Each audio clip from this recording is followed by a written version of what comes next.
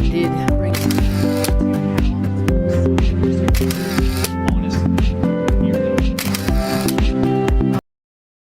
The dawning of a new day on the plains of Auburn, Alabama. Hello, I am Robert Wilkins, and this is Citizens Minutes, our 17th edition, a day that I put the City Council through the same pain twice.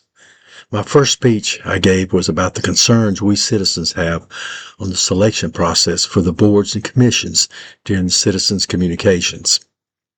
The next speech I gave was during Citizens Open Forum about an amendment that would improve Ordinance 3288 short-term rental while being fair to an estimated 450 Auburn citizens. Two other citizens spoke. One talked about the gutting of the government departments by the federal government while adversely affecting members of our community. The last person talked about the naming a street after her husband, a former well-known Auburn City Council member.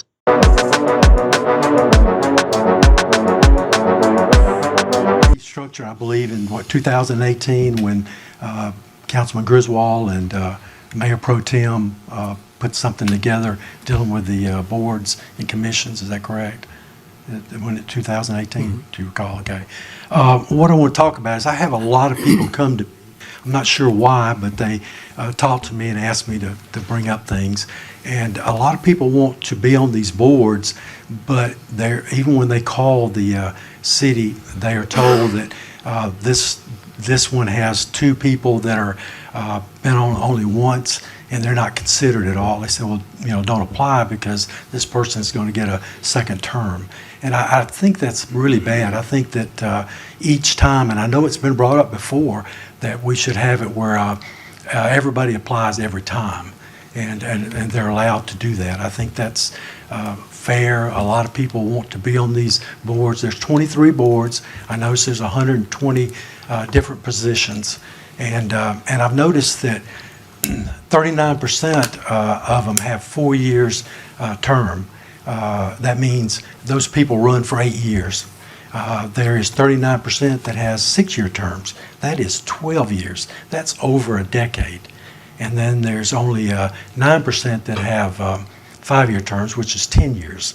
And then there's 3 boards that have 3 years, which is fine. But I think the idea of running from 8, 10, and 12 years is a long time when there's so much talent in this city. And this talent is not also for things like that we have so many PhDs from the university, but we have a lot of people that I don't know how you do your interviewing. I don't know if everybody applies, they actually get the interview. If they don't, they should be, because sometimes talent is more than a degree or more than even a certain kind of experience.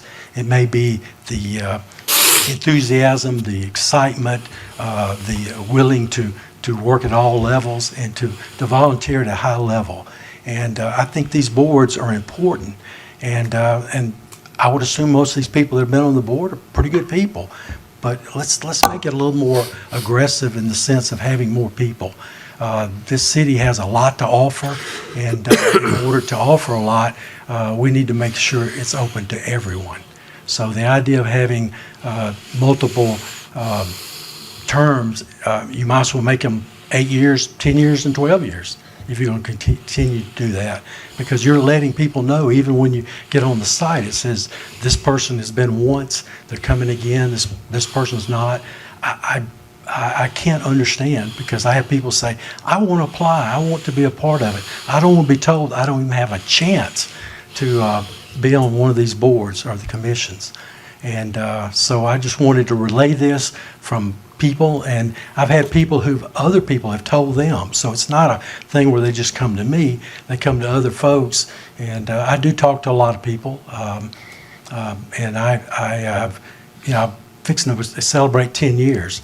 Matter of fact, when you said March the 17th, I have 2 birthdays, not one, because that's my adopted birthday, March 17th. So when you brought that up early. Anyway, that's all I wanted to do was talk about the boards. I appreciate it. Yes, sir. I would just like to clarify the boards and commissions process, since I was part of our changing that went through several years ago. Previous councils the applicants were never even made aware, or excuse me, the council members not made aware of the applicants. So we did change that so that every person up here receives every application process or application for every board and commission position. So we all have an opportunity to review them and can nominate if we so choose. Now, in general, our nominations are made by our mayor pro tem, and we're all free again to make other nominations over and above what she has proposed. And we've done that a number of times.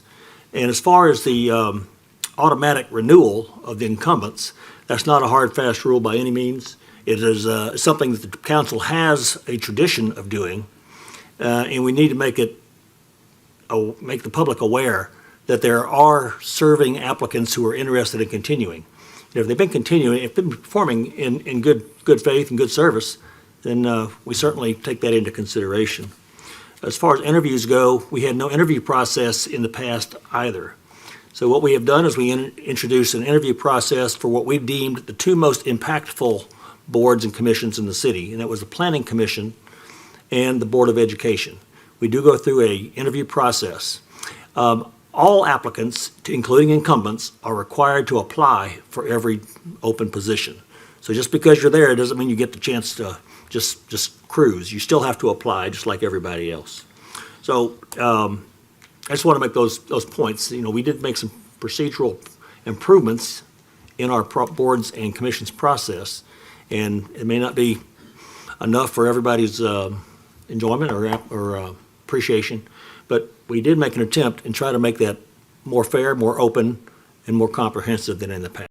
It's basically gonna, I have had several people that ask me about these boards and commission and the diversity of them, the inclusiveness of them, and that type of stuff. So I've got a panel of people, including the mayor, that I've invited to come out and talk about the boards and the commissions and the processes so that everybody understands. Some people say that they don't get, they don't get the application and they don't know how to go about. So those are the things that we're going to talk about.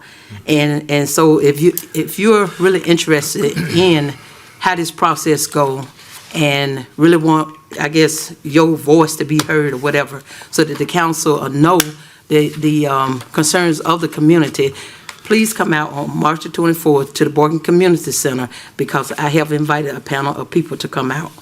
And I've included the mayor, and you got a lot of knowledge of it too, so I hope you'll be there. So I just want to throw that out there, because that is a question that has been coming up. Second appointment you do that I announced tonight, you do have an incumbent who is eligible. And I'll clarify, when the staff is responding to people, I respond every day to people asking about boards. I don't tell them, well, there's an incumbent, you don't have a chance.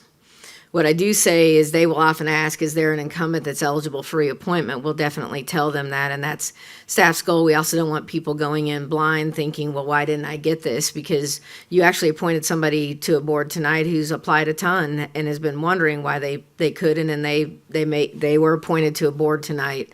And so we're very careful with that. That's at the council's pleasure to what Councilman Griswold had to say. However, we do like to let people know there is an incumbent who is eligible. Sometimes they'll ask if they're reapplying. We will tell them if the incumbent has told us, yes, I intend to reapply. We do let them know. We're trying to be very straightforward with people applying. However, I always warn everyone, the council will do what it chooses to do, and you can appoint whomever you want as long as they're qualified at any time. And so this is your policy that you set up, and you can do it how you wish. But you do have 2 library board appointments coming in back-to-back meetings. One for a completely vacant position. It's vacant now and has been vacant. I would just say that serving on boards and commissions before I ran for city council, a lot of times you serve one term and you're just starting to understand the dynamics of that board and commission, how they operate, the decisions you're making, what goes on, the nuances of that department. And the second term is when you really can execute some good strategies, bring some great ideas to the table, and be really more helpful. And most of the time, the people that end up chairing those boards are the folks who have served one term. They're in their second term of serving. You just tend to be a little more valuable because of the experience. And so I always tell people if these folks are committed and they show up for the meetings and they've done their homework and they're invested in what they're doing and they want to serve a second term, I think it's a great idea to consider them strongly because they offer a lot with the experience and the things that they've learned in that first term.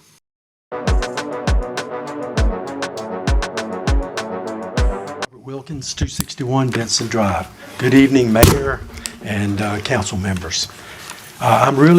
I never really understood politics. It's supposed to be a position of servitude to the people during its tenure, but instead it turns the politician into a servant of its own political position. Ordinance 3288, short-term rental, was passed 1,449 days ago by 5 council members, better known as STR5, Taylor, Griswold, Dawson, Parsons, and Anders. The day after Ordinance 3288 was passed, during the mayor's minutes, Mayor Anders said, "Continue to reevaluate this on an annual basis and make sure that it doesn't need to be tweaked, and who knows, one day it might need to be overhauled." Ordinance 3288 was passed on the pretense that it would stop the filth and trash in the city streets, it would stop the excessive noise, it would stop sex offenders while protecting the fabric of our community. All this is nonsense, was based on no data, none. But while this false pretense was spread around the city by the elitist attitude of a group called Don't Hotel Our Neighborhood, at the expense of the property rights of 151 families composing of an estimated 450 Auburn citizens. Even some members of this council and the group Don't Hotel Our Neighborhood have utilized short-term rentals and even have owned short-term rental themselves. Both of these groups got what they wanted. They got an Ordinance 3288. All we want at Auburn's Voice is to improve this ordinance by allowing homestay exceptions for homeowners with homestead tax exemption. There are 3 conditions to qualify if this was done. The property must continue to be in the homeowner's permanent residence. Second, the homeowner must maintain an active homestead tax exemption from the property. All other regulations outlined would be followed. Everything else would stay in such as no multiple homeowners who caused the Payne Street issue. But it would allow Auburn citizens that have been punished for no reason to back doing what other Auburn citizens do for additional income, such as game day parking, 31 days or more long-term rentals, home businesses, yard sales, piano teachers, etc. 80% of the short-term rentals income came from Auburn football games, where there's an enormous unfulfilled short-term rental needs. I and 450 Auburn citizens are asking this council to make this minor improvement in Ordinance 3288 by placing this exceptional amendment on the agenda and the vote on it. Elizabeth White, 637 Forest Hill Drive, Auburn. Mr. Mayor and members of the council, this afternoon I emailed you my comments from 2 weeks ago and my concerns about the ways that the guiding of the governmental departments and programs could adversely impact members of our community. Although you might not consider yourselves a political body, you nonetheless hold elected office, and with that comes power and responsibility to be well informed, to inform your constituents who may or may not be aware of the ways they will be impacted by actions in D.C., and to advocate for your citizens in your efforts to keep them safe and secure, adequately housed, healthy, and well educated. I had not intended to speak tonight, but realized that before you meet again, the federal government will face a budget deadline. At your last meeting, a number of you spoke as though you have a good working relationship with Senator Tuberville. So I'm here to ask you to speak with him on our behalf. I and many others make phone call after phone call and leave message after message. Several of you intimated that you already have a connection to him. If so, please tell him that as of 2024, there was only 1 billionaire in Alabama.